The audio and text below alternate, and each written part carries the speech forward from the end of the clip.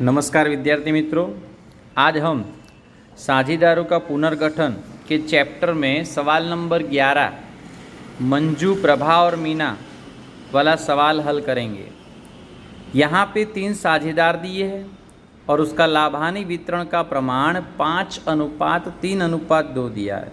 वो बदलकर 3:2:1 करना चाहते हैं। संपत्ति और दायित्व में पुनः मूल्यांकन करना निश्चित किया और इसके आधार पे पुनः मूल्यांकन खाता और पुनः मूल्यांकन बाद की पक्की तलपट तैयार करनी है। तो यहाँ पे आपको पक्की तलपट में देख सकते हो पूंजी खाता भी दिया है और चालू खाता भी दिया है। इसका मतलब ये हुआ कि जब पुनः मूल्यांकन खाता बंद करेंगे तब उसको हम चालू खाता ले जाएंगे। दायित्व दिया है, बिन चालू दायित्व और चालू दायित्व। यहाँ पे अलग अलग संपत्तियाँ दी है। यहाँ पे अतिरिक्त सूचना यानी कि माहिती दी है। उसमें सबसे पहला पॉइंट है जमीन मकान की कीमत में 25% वृद्धि कीजिए। तो क्या करना है? तो यहाँ पे आप पुनः मूल्यांकन के बाद की पक्की तलपट भी बना रहे हो। तो यहाँ 25% वृद्धि का मतलब ये होता है जो पुरानी पक्की तलपट में जमीन मकान दिया है वो लिखेंगे जमीन मकान। अब जमीन मकान पहले कितना था? तो जमीन मकान पहले 1 लाख का था। अब उसमें वृद्धि हुई है मतलब आपको जोड़ना है, प्लस करना है और यहाँ लिखेंगे वृद्धि। तो वृद्धि हुई है 25% यानी कि 25,000। इसका टोटल करके बाहर लिखेंगे 1,25,000। अब यहाँ पे ये आपने उधार पक्ष में एंट्री की है। वृद्धि यहाँ एक असर उधार की तो दूसरी असर उसकी जमा पक्ष में यानी कि पुनः मूल्यांकन खाता के जमा पक्ष में लिखेंगे जमीन मकान खाता। जमीन मकान खाता कितना? तो जमीन मकान खाता लिखेंगे 25,000। जो वृद्धि हुई है वही लिखना है। आगे फर्नीचर की कीमत में 10% घटाइए। तो फर्नीचर देखो कितने का है? 30,000 का। उसमें से 10% घटाना है तो यहाँ लिखेंगे फर्नीचर खाता।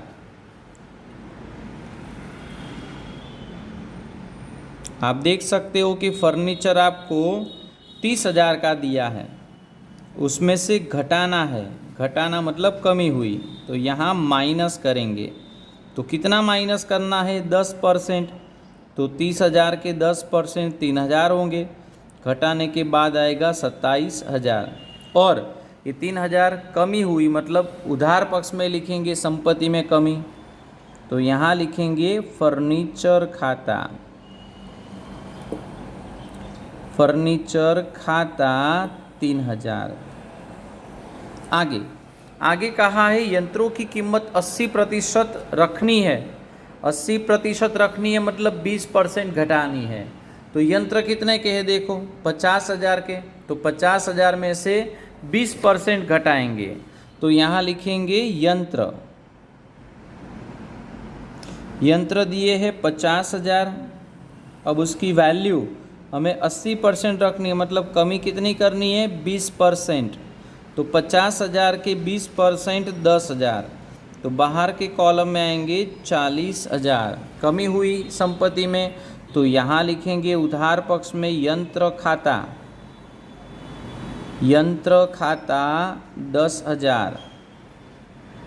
अब आगे का समायोजन है अंतिम स्टॉक की बही कीमत बाजार कीमत की अपेक्षा 5,000 अधिक है।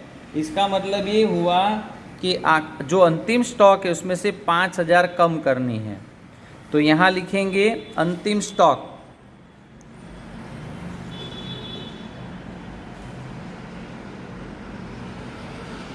अंतिम स्टॉक उसमें माइनस कमी। तो अंतिम स्टॉक आपको 40,000 दिया है, वो 5,000 अधिक है तो 5,000 घटा देंगे तो बाकी बचेगा 35,000 और ये 5,000 कमी हुई संपत्ति में कमी उधार पक्ष में लिखेंगे। तो यहाँ लिख देंगे अंतिम स्टॉक खाता। अंतिम स्टॉक खाता 5,000। आगे अब सामने की ओर समायोजन देखें।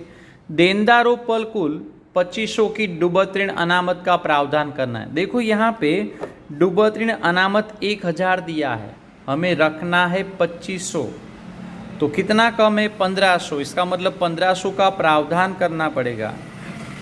तो यहाँ पे जब देनदार में से, यहाँ लिखिए देनदार, तो देनदार हमारे 25,000 है।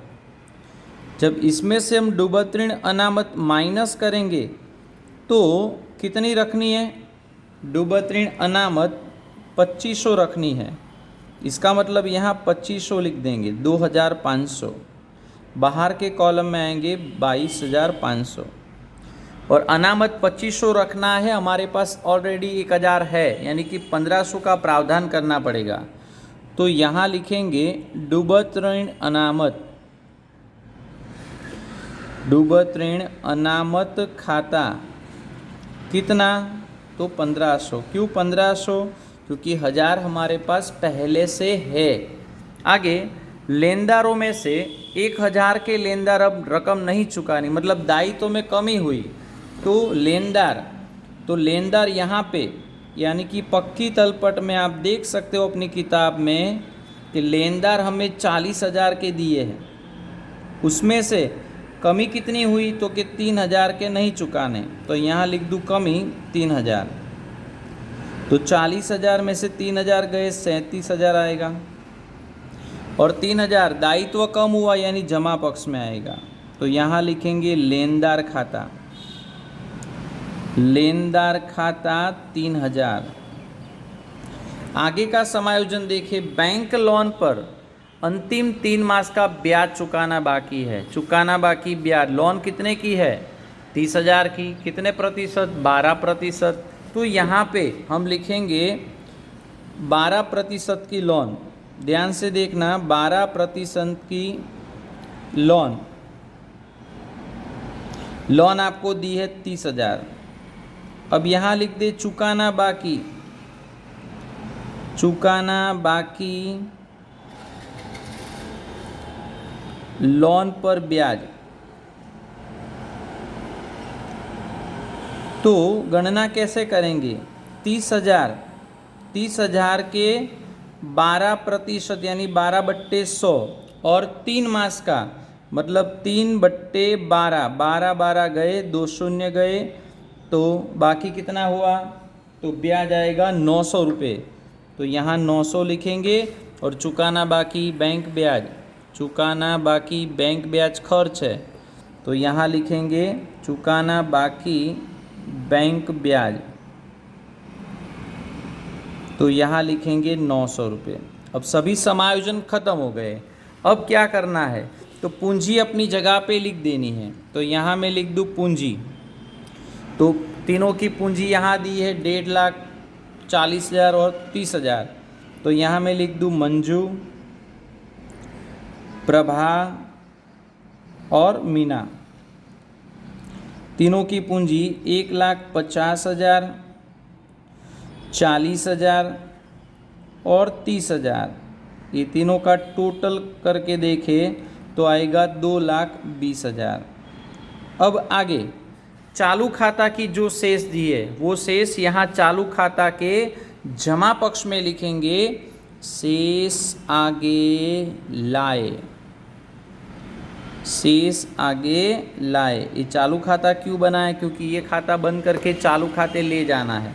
तो यहाँ पे आएगा 10,000, 20,000 और 9,000। अब पक्की तलपट में देखें बाकी क्या है, तो ये पक्ष में देखो लास्ट वाला बाकी है देनी हुंडी। तो देनी हुंडी जैसा है वैसा ही लिख देंगे। तो यहाँ लिखेंगे देनी हुंडी। तो देनी हुंडी आपको दिया है 10,000, तो यहाँ लिखेंगे 10,000।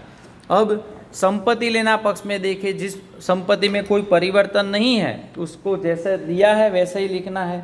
तो आप देख सकते हो जमीन मकान यंत्र फर्नीचर विनियोग ये सब आ गया, अंतिम स्टॉक आ गया, देनदार आ गए, लेकिन लेनी हुंडी और रोकड़ शेष बाकी है, तो वो दोनों लिख देंगे।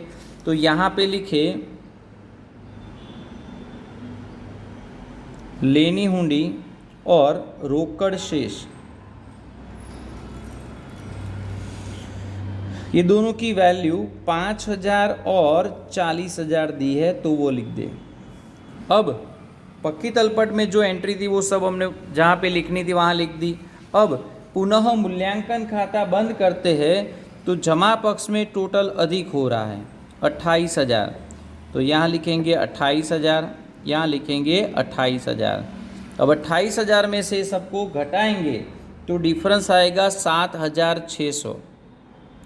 तो ये 7,600 जो डिफरेंस आया उसे कहेंगे वितरण पात्र लाभ। वितरण पात्र लाभ। अब कहाँ ले जाना है? तो चालू खाता दिया है तो चालू खाता, नहीं दिया होता तो पूंजी खाता। तो यहाँ लिखेंगे मंजू, प्रभा और मीना। मंजू, प्रभा और मीना के चालू खाता, के चालू खाता। तो यह हर एक में ये लिखना है। अब देखना है कि लाभानी का प्रमाण पुराना कितना था। तो पुराना प्रमाण था 5:3:2। तो मैंने आपको समझाया हुआ है कि 7600 बट्टे इस तीनों का टोटल 10 हो रहा है। तो 7,600 बट्टे 10 करो तो 760 आएगा, गुणे 5 बराबर करोगे तो 3800 आएगा, 3 बराबर करोगे तो 2280 आएगा, और 2 बराबर करोगे तो 1520 आएगा। अभी तीनों को यहाँ लिखेंगे चालू खाता में। तो यहाँ लिखेंगे पुनः मूल्यांकन खाता। पुनः मूल्यांकन खाता पहले में आएगा 3800, दूसरे में 2280 और तीसरे में 1520। अब ये सबका टोटल करना है तो यहाँ आएगा 13,800, यहाँ आएगा 22,280 और यहाँ पे 10,520। तो यहाँ पे जो टोटल आया है वही आपको यहाँ लिखना है, 13,800, 22,280 और 10,520। और यहाँ पे लिखेंगे शेष आगे ले गए, शेष आगे ले गए। तो जो रकम है नीचे टोटल किया है वो पूरा का पूरा डिफरेंस है, तो यहाँ पूरा डिफरेंस लिख देंगे। तो यहाँ आएगा 13,800, 22,280 और यहाँ पे 10,520। अब ये तीनों जमा शेष है तो यहाँ जमा पक्ष में लिखेंगे चालू खाता। चालू खाता मंजू, प्रभा और मीना, और जो वैल्यू यहाँ पे आई तीनों में वो यहाँ लिखेंगे 13,800, 22,280 और 10,520, 10,520। ये तीनों का टोटल करेंगे तो आएगा 46,600। अब ये सबका टोटल करने पे हमें मिलेगा 3,44,500, 3,44,500, 3,44,500। तो यहाँ पे दोनों पक्ष का टोटल समान आना चाहिए। तो मित्रों आपको ये सवाल में पूरी समझ आ गई होगी। तो इसके जैसा सवाल आपको अपने आप हल करना है। ये चैप्टर में ये जो सवाल है वो बोर्ड की एग्ज़ाम में नहीं पूछे जाते। बोर्ड की एग्ज़ाम में सिर्फ लाभ और त्याग के सवाल और एकत्रित अनामत और लाभ को बांटने वाली जो रोजनामचा है वही पूछा जाता है। वो रोजनामचा वाला वीडियो मैंने इसके पहले रखा है, वो आप देख लेना। उसके बाद ये बड़ा सवाल आपको करना है। ये बड़ा सवाल आपको क्यों करना है? अगर आपको पुनः मूल्यांकन खाता सही ढंग से आता है तो इसके आगे के जो चैप्टर्स है प्रवेश, निवृत्ति और विसर्जन, वो आपको ज़्यादा समझने में सरल रहेंगे। तो आपको ये अपने फेर चौपड़े में लिख लेना है और अच्छे से याद करना है। धन्यवाद।